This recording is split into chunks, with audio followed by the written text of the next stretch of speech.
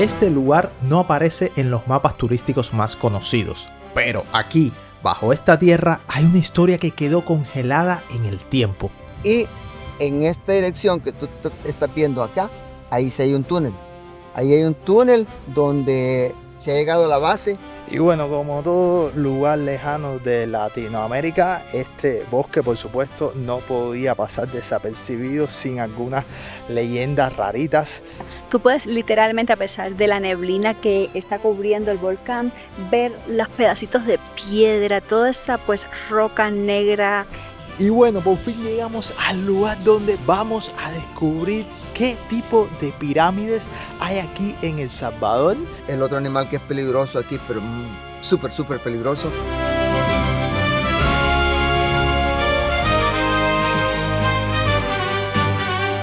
Durante siglos, una civilización vivió, trabajó y desapareció sin dejar rastro visible, hasta que por accidente alguien descubrió que todo seguía ahí, intacto, como si nunca se hubiera ido. Por si no me conoces, yo soy Ángel y hoy me adentré en lo más profundo del Salvador para descubrir qué pasó realmente con la civilización maya que existió aquí y por qué casi nadie habla sobre ella.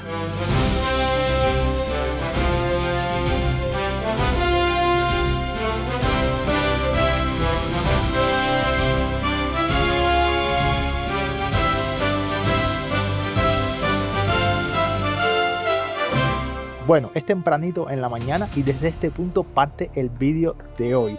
A ver, yo tengo una meta muy clara y es encontrar las pirámides que hay aquí en El Salvador, conocer más sobre la historia maya, ir a lugares que nunca pensé ir, pero a ciencia exacta, en este momento yo no sé lo que va a pasar. De hecho, si hice una presentación de este vídeo, ustedes saben un poquitico más de lo que va a pasar hoy que yo. ¿Por qué? Porque a mí me gusta sorprenderme. Así que, como les decía, desde este punto vamos a empezar a caminar, vamos a ir en busca de la historia de los mayas y vamos a ver cómo resulta el día. Así que acompáñenme.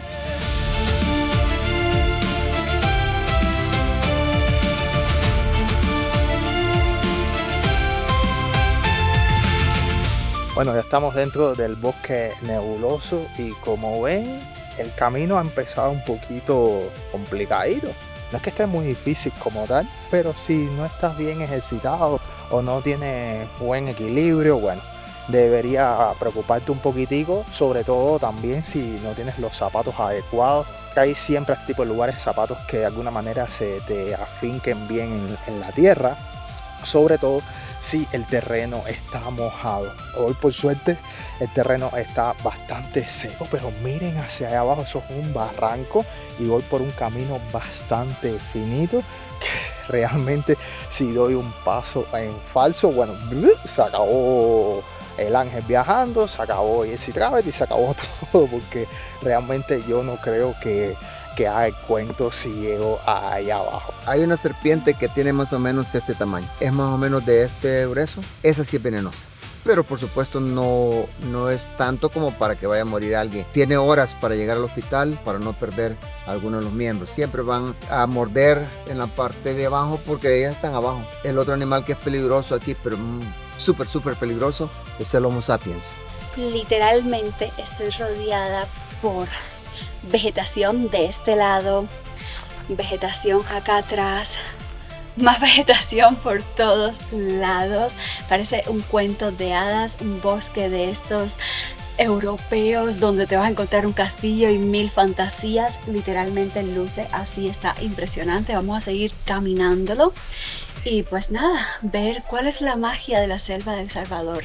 Y bueno, como todo lugar lejano de Latinoamérica, este bosque por supuesto no podía pasar desapercibido sin algunas leyendas raritas que, bueno, los pobladores de por aquí cuentan. Y una de ellas, yo diría que una de las más famosas, es que este bosque sí, no se salva de tener duendes traviesos que encuentran a las personas y bueno, le hacen bromas, le hacen maldades, pero por supuesto también están los duendes malévolos que siempre de alguna manera están tratando de buscar el alma de las personas y sobre todo dicen que aparecen al amanecer y cuando se está ocultando el sol.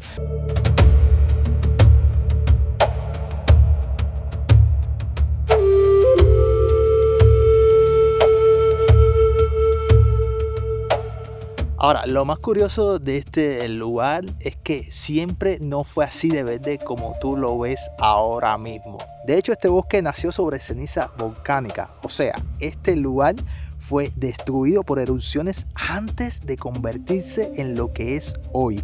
Aquí, bueno, la humedad es bastante constante, como te decía anteriormente. El terreno tampoco es tan firme. Hay raíces, tierras sueltas, zonas resbaladosas y bueno, como ustedes saben, plantas como estos magueyes gigantes que están adaptados a todo este tipo de suelo. Pero lo que más me llama la atención y por suerte al mismo tiempo no me ha pasado hoy es que de la nada puede empezar a aparecer neblina y no ver nada delante de ti.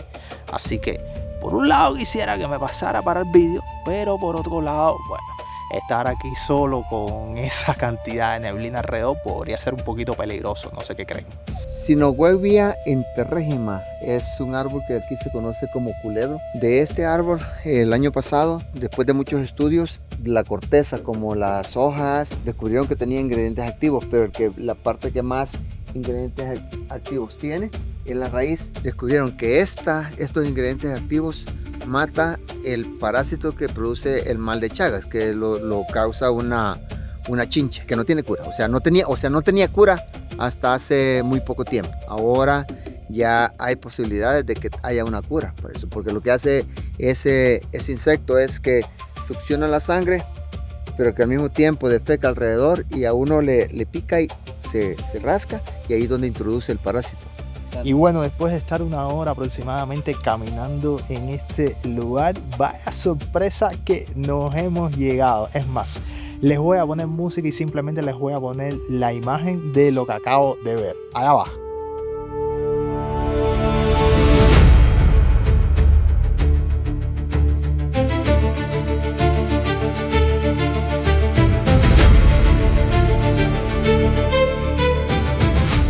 El guía tratándose de comunicar con unos pajaritos que vimos que queremos grabar, pero bueno, no sé si lo podrá lograr porque se les han escondido un poco, pero parece que habla lengua pajarito porque realmente casi lo está logrando. Ahorita le estaban hasta respondiendo.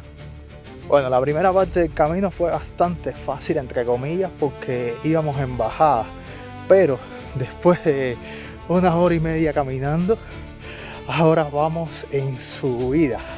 Y bueno, aquí va faltando un poquito el aire, se ha nublado un poco también, la temperatura ha bajado, no está lloviendo, ni ha empezado la neblina, pero sí se ha visto el cambio de temperatura y bueno, lo más duro es la subida que se va haciendo normalilla.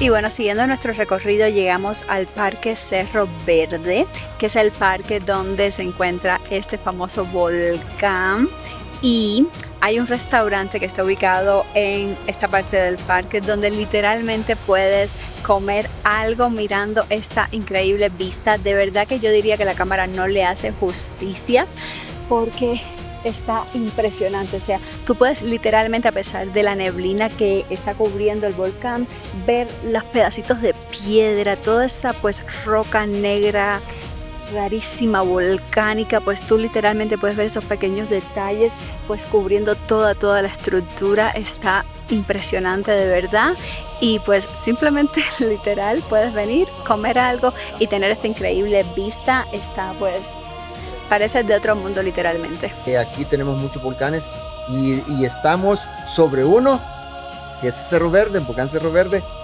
observando uno de los volcanes más nuevos de Centroamérica, el segundo más nuevo. Un volcán que comienza en 1770, que se conoció como el Faro del Pacífico, nació enfrente de los ojos de los españoles. Fue creciendo porque la lava, el tipo de lava que expulsa es una lava casi como la lava de Hawái. Entonces va creciendo hasta que llegó a tener más de 1900 metros en solo 200 años.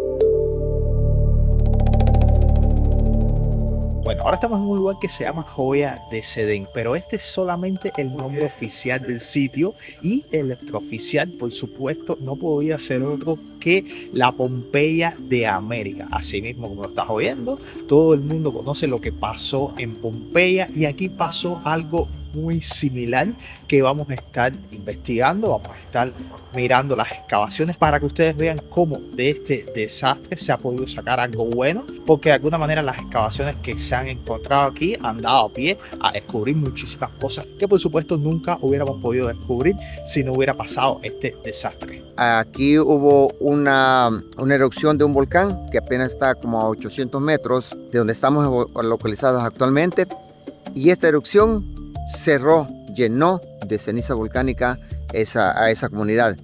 Esta fue encontrada por accidente en el año 1976, mientras estaban ampliando el área para colocar más silos, y que ahora es un sitio patrimonio de la humanidad, el único que tenemos en El Salvador. Ahora, una curiosidad loca de este lugar es que me enseñaron un artefacto que se descubrió con ruedas. A ver, esto aparentemente es algo normal, pero no es tan así, porque se creía hasta ese entonces que aquí en América nunca se había descubierto la rueda como tal, que eso simplemente había sido un invento europeo. Ahora, hay matices que hay que destacar con respecto a esto, porque el hecho que se haya descubierto la rueda no significa como tal que se haya usado como una herramienta eficaz. Simplemente se cree que se usaba para algunos juguetes, para algunas cuestiones un poquito más básicas. ¿Por qué? Porque, por ejemplo, en Europa habían caballos, habían bueyes, con los cuales las carretas, por ejemplo, se podían jalar, pero aquí simplemente habían venados, por lo cual el contexto aquí era totalmente diferente. Y aunque hayan, por supuesto, algunos indicios de que sí, que habían descubierto la rueda de alguna manera, no la usaban de la misma manera que se usaba en Europa. Curioso también es el hecho de que esta estructura está más arriba, más elevada que la siguiente. Muy probablemente sea un símbolo de poder, porque también aquí es donde se resolvían los problemas, según nuestros arqueólogos. Es un lugar donde se guardaba comida. En este se encontraron ratones. La pregunta que viene a continuación es: ¿por qué no encontraron ratas? Porque la rata es una especie que viene con los españoles. Aquí solamente habían ratones y encontraron un promedio de 6 ratones por lugar donde había comida. Aquí se descubrieron técnicas hindúes provenientes de la India para hacer el famoso color índigo, que era uno de los productos de exportación de estas civilizaciones en su momento, junto con el cacao y los bálsamos. Y lo interesante es que antes de los españoles se hacía el índigo quizás en canoas, en pequeños recipientes, pero estas construcciones, estas estructuras son inmensas, lo que daba a entender que obviamente eran productos para comercializar en cantidades, para exportar, para hacer ya como tal una economía a raíz de ese producto. Bien interesante. Y nos demuestra realmente el nivel tan alto al que llegaron estas civilizaciones, o sea, comerciaban, exportaban, creaban cosas en cantidades industriales, por así decirlo, para la época, y tenían productos estrellas, sabían cuáles eran sus fortalezas. En este caso, se conoce el índigo, se conoce el cacao y se conocen los bálsamos. Ahora, un dato que yo no sabía era que el maíz ellos lo usaban como papel higiénico, así mismo como lo están oyendo. A ver, en primer lugar tienen que saber que el maíz es nativo de aquí, de esta zona. De hecho, los europeos no lo descubrieron hasta que llegaron acá a la conquista.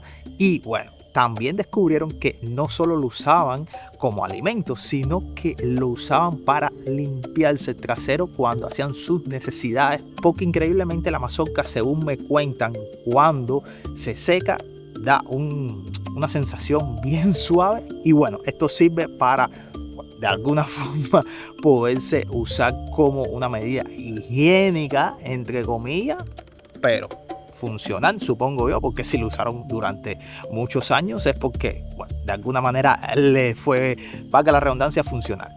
¿Qué ustedes creen? También curioso es que colgaron del techo la comida como en un plato, y en esta parte de acá le pusieron algo que ustedes conocen como una donut, para que cuando el ratón venía y quería llegar a la comida, estaba en esa dona y no podía llegar a la comida, sino que caía fuera del plato donde estaba la comida. Eso es todavía algo que lo podemos ver en algunos lugares en El Salvador, la gente colgando comida de los techos.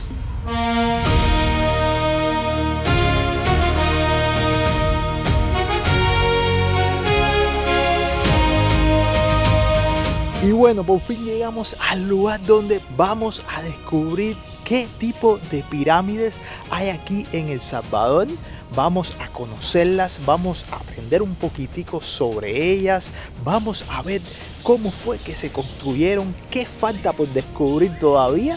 Y bueno, muchísimas cosas más que ni siquiera te puedo decir porque es que no ha pasado aún. Así que vamos allá.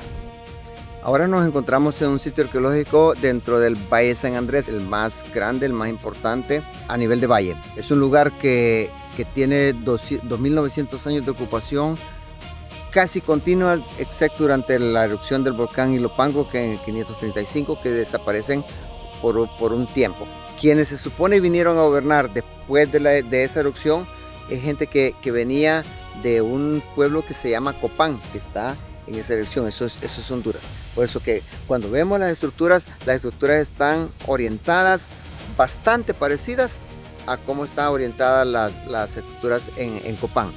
Con la diferencia que aquí no se utilizaron rocas y no se hicieron alto relieve, sino que se utilizó adobe, y la única estructura que tenemos que está hecha con toba, que es un producto volcánico, es la que tenemos atrás, que se supone que ha sido o fue hecha como un observatorio astronómico.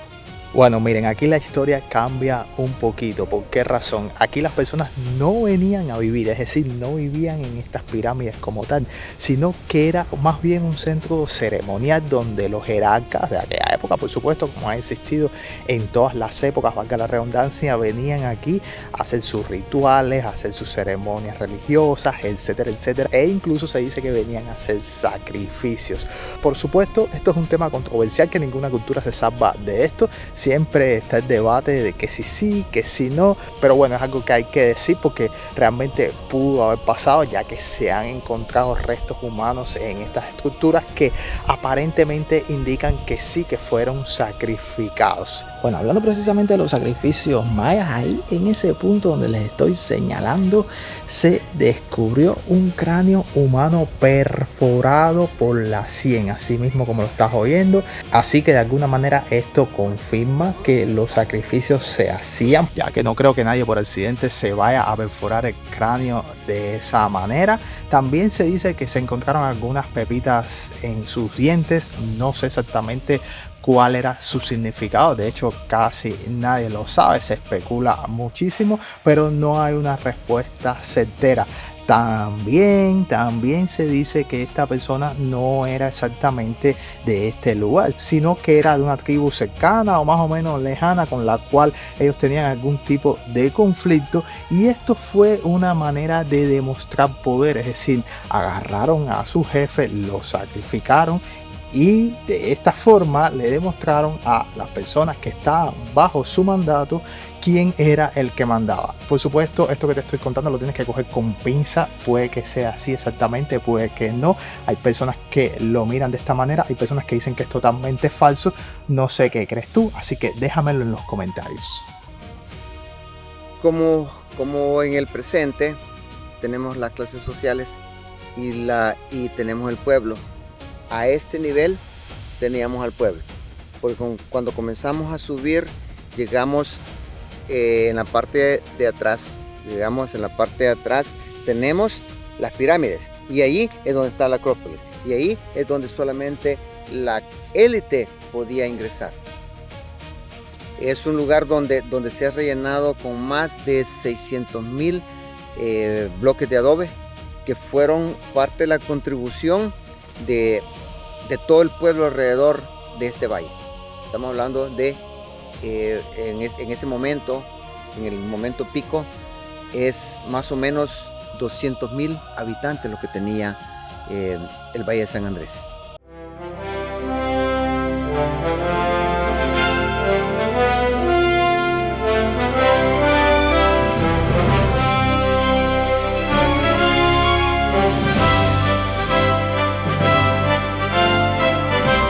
Ahora, lo interesante aquí es que estas pirámides no se construyeron como las pirámides de Egipto, es decir, que vino un jerarca, dijo, bueno, aquí voy a construir una estructura y aquí se quedó. No, estas pirámides están construidas una por encima de otra. De hecho, se dice, no me crean, pero se dicen que en este sitio solo se puede ver un 10 o un 15% de lo que realmente hay enterrado debajo de la tierra, porque es que lo único que podemos observar es la cúspide de todas las pirámides que se fueron construyendo, como te decía, una arriba de otra. Así que bueno, lo que estás viendo es simplemente el pedacito de lo que realmente puedes ver, y hay mucho más enterrado debajo de la tierra.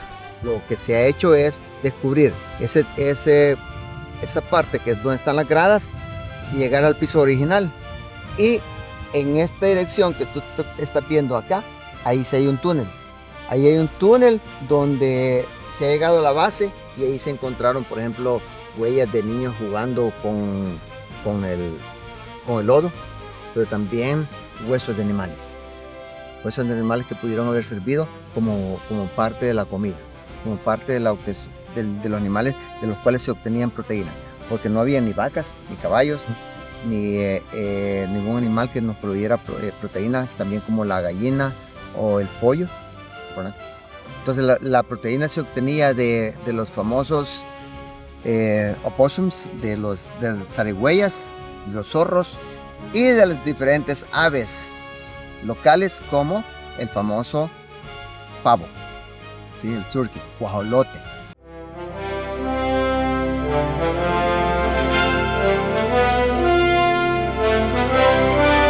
Y después de ver todo esto te das cuenta de algo.